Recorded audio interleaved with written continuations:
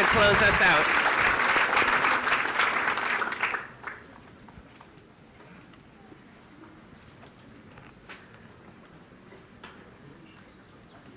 Wow.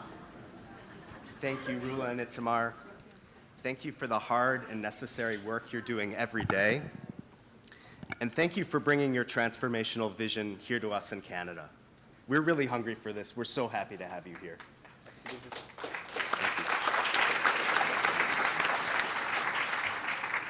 My name is John Meadow. I'm a Jewish Canadian and American citizen living here in Toronto. I first encountered Standing Together movement in 2019 as a Naomi Hazan Fellow with the New Israel Fund. We were at what was called an activist speed dating event in Tel Aviv. And I know it sounds kind of weird. But I sat down at a table. We were rotating through tables, spending about 15 minutes with different NIF grantees. And I sat down at a table with Sally Abed, with maybe 4 or 5 other fellows from the other countries that were participating. And it was a very short conversation. But what I heard from Sally that day really resonated, and it really stuck with me. Here I heard a vision of shared democratic citizenship. I heard about a deeply strategic movement that was focused on building authentic partnerships based on shared interests, and a movement that understands, as we heard today, how the small wins scale to the big wins and build the new coalitions for change. So when Rula and Itamar speak, I hear a powerful vision for the present and for the future. And in the wake of October 7th, Standing Together's message has inspired millions around the world. People are hungry not only for a message of hope, but for practical steps, the practical steps that can be taken to build a new majority for peace and equality, and we see this in Standing Together. So for all of these reasons, I'm proud to be a member of Friends of Standing Together Canada. We're the Canadian link in a rapidly expanding global network of supporters for Standing Together. And through Friends of Standing Together, we have the opportunity to truly globalize this movement, to support the work that Rula and Itamar are doing every day on the ground, and to support all of the members in the work every day on the ground. So I just want to ask everyone to please come visit us in the back on your way out. We have literature about Friends of Standing Together. There are great t-shirts available. And I now want to ask my friend and fellow friend of Standing Together, Yafa, to say a few words. Thank you. Thank you. Thank you, Mira. Thank you, Rula. Thank you, Itamar. Bravo aleki, Rula. Wallah shatura. And Itamar, habibi, Itamar. Wallah habibi, wallah. I'm just saying I really love them in Arabic. Okay. My name is Yafa Sakkejha, Yafa Sakkejha from Yafa. I was born in Toronto, and I'm a Canadian. Why am I here? Trigger warning, but I'm a massive fan of Standing Together. And I want to explain why I, a Palestinian citizen of Canada and a daughter and a granddaughter of Nakba survivors, has chosen to come and stand together in solidarity with this phenomenal movement. All 4 of my grandparents left Yafa in 1948 of May. Yes, the Nakba. My father's parents left their 50 acres of oranges. They bribed a plane, a cargo plane, to fly to Cairo, like many are trying to evacuate. My father was born there May 29th, 1948, premature, underweight. My mother's family, their villa on the beach was under attack. Based on the eyewitness accounts, it is assumed it was the Haganah. I apologize if I triggered anybody, but I share this story as a precursor to why I'm here in Standing Together. While the history of my family is paramount to my identity, and it's arguably the reason why I make most of the choices in my life, because I am propelled. My first name is Yafa. They stamped my ancestral trauma on my head, and they said, remember. I said, okay, my God. But I still decide, because I insist on honoring my legacy, honoring my grandparents by moving forward in solidarity with Jewish people, in solidarity with Israelis for their human rights, with my human rights too, in solidarity together. And I want to be in solidarity against anti-Palestinian racism. I want to also be in solidarity against anti-Jewish racism in Toronto and Canada. And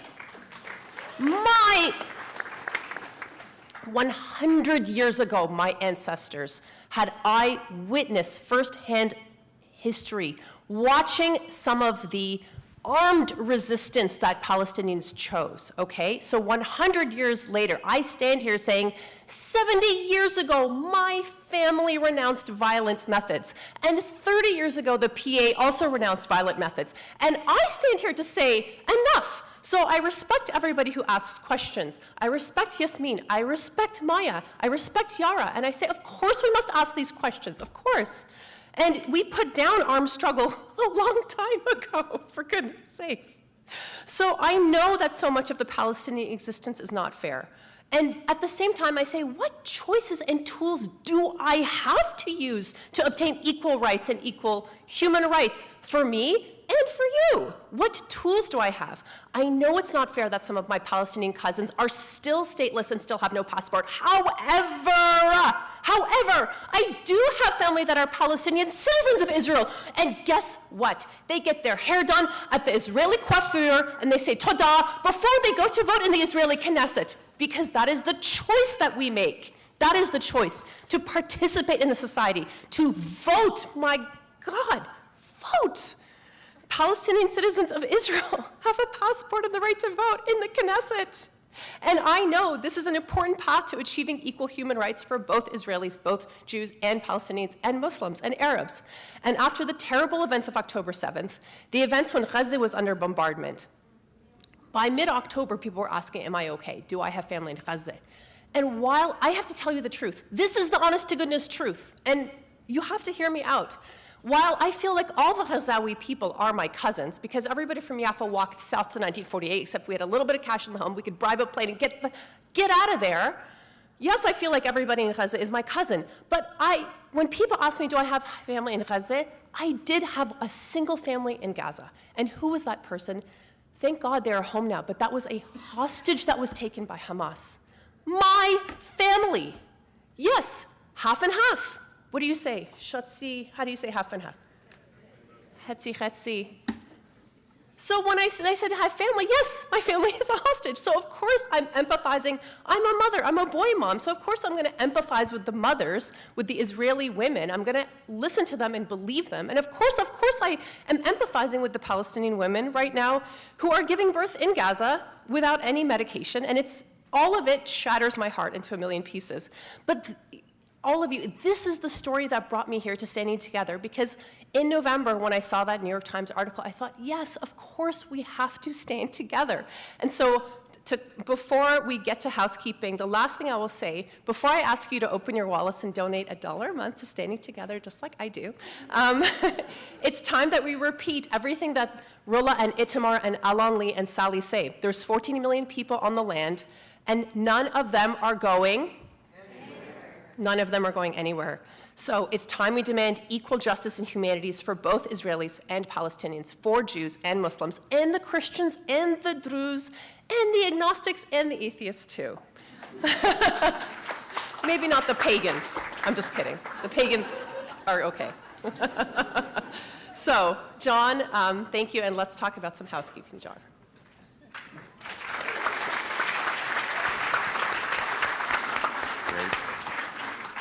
Thank you very much, Yafa, and thank you for the work you're doing to build up Friends of Standing Together in Canada as a Jewish and Palestinian initiative. So just a few housekeeping items before we go. First of all, I just want to thank again Rula and Itamar. Thank you for being here. Thank you, Mira. Thank you, NIFC, for hosting us.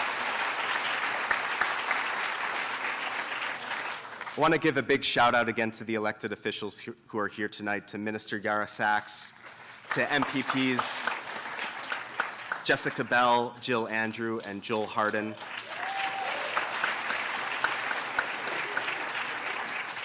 Also want to let you know that in addition to the Friends of Standing Together table in the back, there's also a table for our other co-presenter for the evening, Heart to Heart. Please check them out. And last but not least, for those of you who are in your 20s and 30s, there's going to be a casual get-together after this at Jack Astor's, which is right at Bloor and Yonge. It's on Yonge, one block south of the library. So everyone in their 20s and 30s is welcome. And you can find Alex if you have any questions. Alex, are you there? He's in the back. Great, thank you very much, everyone. Have a great evening. Wait, sorry, there's one more thing. Back to Yafa. We're going to take a group photo, please, if possible. If you don't want to be in the photo, no worries, you can come to the side. If you do want to be in the photo, this says Arabs and Jews together. So if you would like to hold it up, we're going to take a group photo. Everybody from the back 5 rows, please come into the center here so we can fill the space. And thank you very much. Thank you, New Israel Fund. Thank you, Ben. Thank you, Mira. Thank you, Itamar. Good evening.